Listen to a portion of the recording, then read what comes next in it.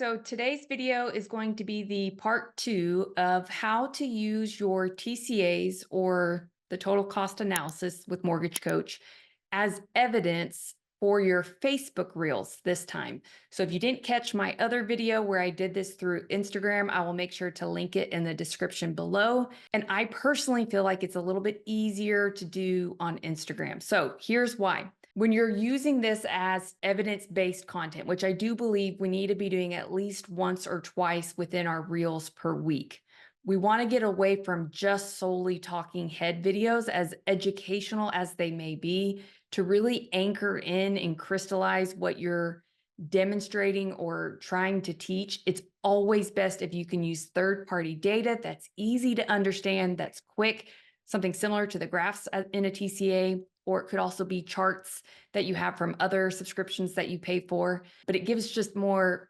meat to the bones of your content. Because at the end of the day, we are still salespeople, and people know that there is an interest in you helping fund a loan because that's how you get paid. So the more we can use that third-party validation to anchor in the messages that we're sharing, it's going to give you more credibility and just add that extra layer of validity behind your words. And all of this that we had done in my first video was assuming that we are going to make this as easy as possible. We need it quick. We're going to do it directly from the app on our phone. So for this week, it's going to be Facebook, where I've had some of y'all ask before, when you are recording and you're using, say, your camera app on your phone, you're like, how come I can't turn and reverse from the forward-facing lens to the back-facing lens all while I'm recording so I can show the TCA on my screen? And that's because you can't do it on the camera app that's with your phone. So you either have to record and stop and then record and stop and then you upload them all at once, or like I showed with Instagram, you can do it all within the app. But Facebook's a little bit tricky. So get your phones out, make sure you take notes, hit pause where you need to hit pause. And guys, for any of you who are running branches, or maybe hopefully you're still sending your value bomb emails out every Friday, this is a great video that you could recreate. You don't even have to send mine, but if you want to send mine, you could. But recreate this where you're making the tutorial. You could do one for Instagram, do one for Facebook, and send it to your real estate partners, because they too have the same questions of how to be more efficient with their marketing when you're on the go. You don't want to learn apps like CapCut, like you just need it to be easy so you can get the ball and play. This is how. So I'm going to record my screen so you guys can follow along. So obviously the first thing you're going to do is go to your Facebook app.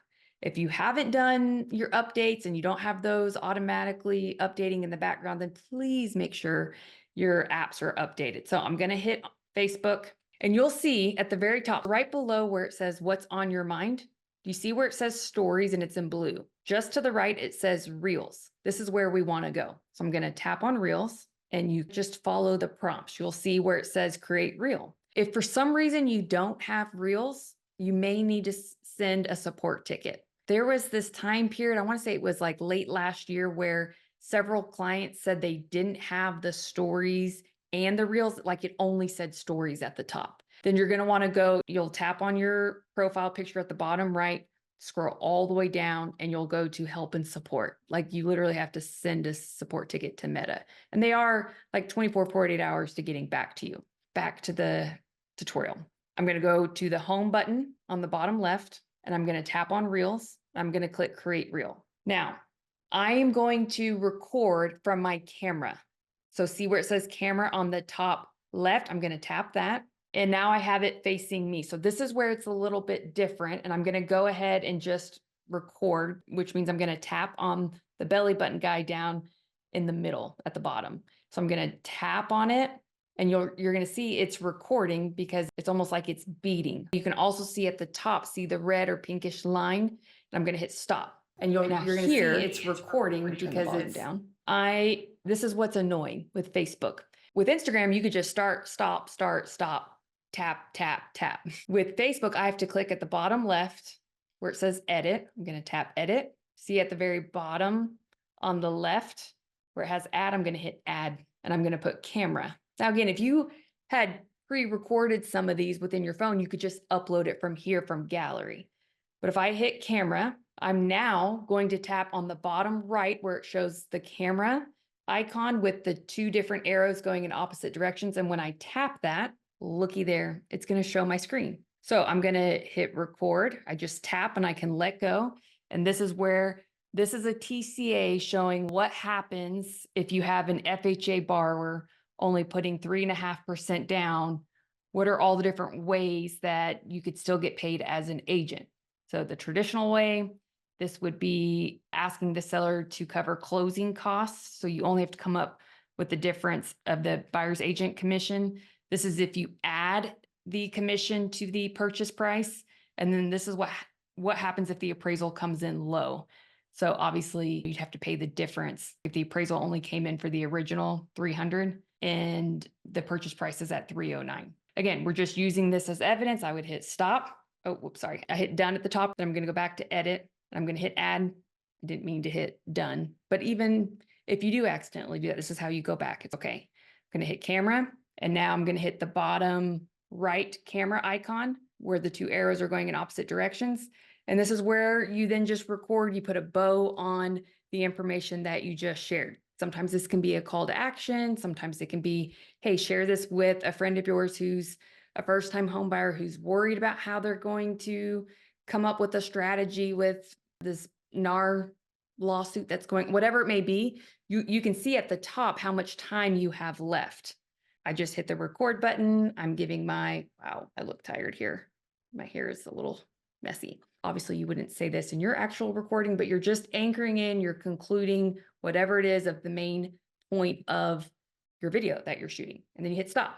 So again, just like we learned last week at the bottom, and sometimes guys, this is just practice. Play with these tools. If you accidentally post something, you can always delete it. But you'll see it's very similar to the editing features. They've come a long ways from what it used to be. So again, my first preference is I like to edit within TikTok or within CapCut. But if I'm on the go and I have to do this quick and I'm using like B-roll or I'm doing something like this because it's timely, then guys, just do it within the app. It's really this easy.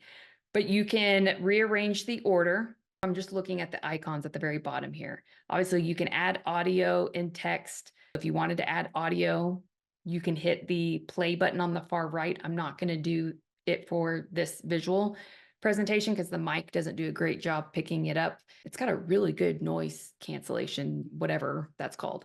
But you could just tap on, say, like good day, and then it would add it to your video. You can also add text by just putting text. Remember to always have a headline on the cover of your reel. So let's say I'm just going to put headline. Again, we can change the type of font just by dragging our finger to the right or left, and we can see how all these different fonts look. I can make the font bigger by taking my finger and putting it on the solid white circle that's right to the left where it says headline, and I can move it up or down. I can change the color by tapping on the color wheel at the top, and maybe I want to make it red, but it's not great with the visibility there. So maybe just to the right of the color wheel, I'm going to hit where there's a capital A. No, even when I change that up a little bit, it's not really helping with the visibility. Let's see. To get out of the color, you just hit X at the bottom left. So let me show you that again. Here I was in the color wheel. See the X just to the left of the solid white. I'm going to hit X to exit out of that.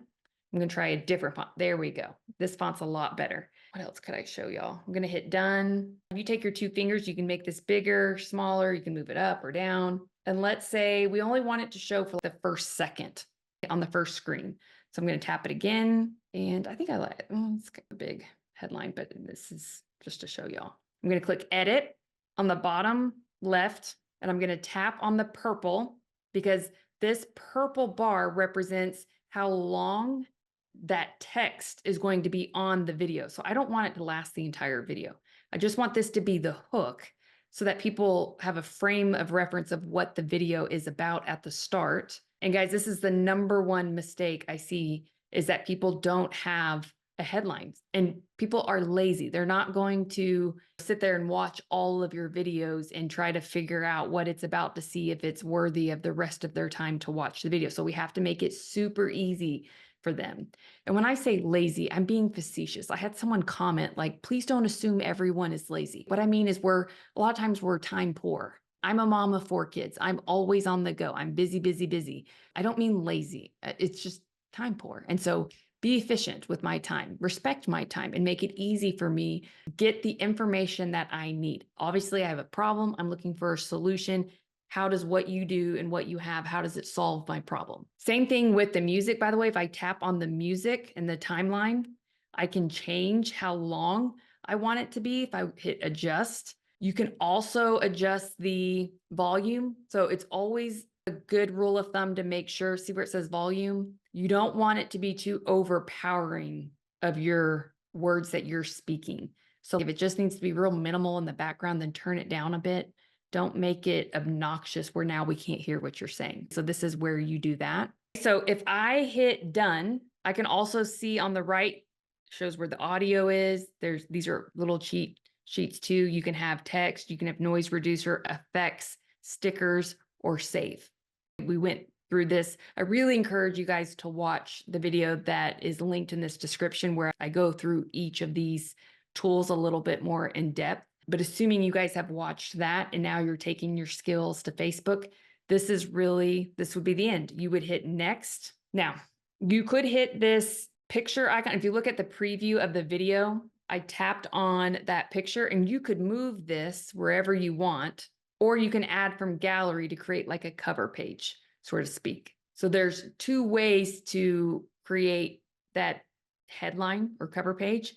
What I dislike about Facebook is if you have a long caption, I'm just doing this real quick, it doesn't let you enter to chunk your caption. So it ends up looking like one big long caption. And to me, that's not easy to consume. Again, we're trying to make this information, when people are on social media, guys, they're not trying to think too hard. Like, you have to remember, sometimes people go here just to escape, to be entertained. And so if I were to post this big, long, in fact, you guys can just go back and look at some of my reels. Do you see how there's no way to hit enter? Even if I hit done at the bottom right, and I try to go back and like try to do a lot of spaces, it still won't post with chunking your content down. So I've seen some people, they just post it like this, and then they share it to their home feed, and then you can add and chunk in like the paragraphs. So that's the other kind of annoying thing with Facebook. Always, always, always tag the location, tag people. If you want business partner, invite collaborator. So Facebook still only allows you to invite 1 collaborator. I believe Instagram, it allows you to add up to 5, which is pretty cool. That means if someone accepts the collaboration, it goes on both of y'all's main feed, not the tagged area. And then you can always add to playlist at the very bottom. So this is where, very similar to highlights on Instagram, you can add playlist. And I would have different playlists for like first time home buyer, first time home seller who's buying, divorce lending strategies, like all the different demographics and psychographics of the clients that we serve. And then you hit share now. So I'm not going to share this. I'm going to hit back. I'm going to hit, which by the way, you can always save as a draft. If say you get busy or maybe you're at a red light and you're trying to do this, you can hit save as a draft and come back to it later. I'm going to discard it because I'm not trying to use this. One other thing that I will show you is, let's do the same. So we're back at the Facebook main page. I'm going to go to create a reel. Let's say this time I want to do green screen. This is a great, every Monday when we're doing our Monday market update, whether it's a housing market update or mortgage specific update, I'm always looking for ways to news hack. Where is there a great article out there that you can use as a green screen effect where all you have to do is screenshot and then you can put it behind you. So let me show you. I'm going to hit green screen right here at the top and then see where it says change background. I'm just going to choose one of the like this is what's in my camera roll. And I just screenshotted this. So now I can I can pinch and make myself a little bit smaller. I don't want to be that big. All right. And now I can say, here was a national news headline about housing. And although this may be true for national averages, here's where it's not true when it comes to our local housing market. That's how easy. You can also upload a video if you wanted to. This is my daughter's volleyball. Oops, oops, oops, oops. Thought I was on green screen. You would go back to green screen. And this time for change background, I'm going to put the video. And this could be if you're doing a screen recording of an article that is a little bit longer and you want it to be visible all the way down the screen, then this is how you could do that. You're just giving your narrative. That ball almost hit my head. Fitting. Y'all get it? So I hope this was helpful. I know we're really striving hard to grow our visibility, and we know doing short video content is the quickest and fastest way to, one, get on the Explorer feed for others. And it's also the most impactful when it comes to just influence. Now, I'm not saying you should only do video, but I am saying don't just do talking head videos because talk is cheap. There needs to be some third-party validation thrown in there for us to believe your word. There are plenty of videos out there. I mean, my goodness, I'm getting annoyed with TikTok at the moment because of all the TikTok shop ads that you get. I'm like, that's my entire feed is now just all these user generated content or these creators that are saying, try this product, you'll lose 1,000,000 pounds, and people buy it. The TikTok shop is really making some headway, but it is teaching people to not always believe. I mean, go figure, this has been the story of marketers' lives. We don't always believe the words that salespeople tell us when there's a motive attached. So these creators who get paid commission, and usually will say that they're paid commissions, it's like, can I really trust them, or are they just trying to sell me something? So we don't want to come across as just trying to sell. And in fact, I hope we can all emotionally detach ourselves from the outcome and really just give good, honest, pure advice, not what's just going to put money in your pocket. And I know that's a lot easier said than done when the pipeline's thin, right? So if you guys have additional questions, you guys know how to reach me. Just email marketing@plugandplaysm.com. And guys, if you want to be able to just upload your videos and not even have to worry about any of the editing, then know that we also have plans and packages for that too. So you can visit the website, you can add to your current plan, or as always, get out there, show up, be loud, be proud, and go serve. Y'all take care.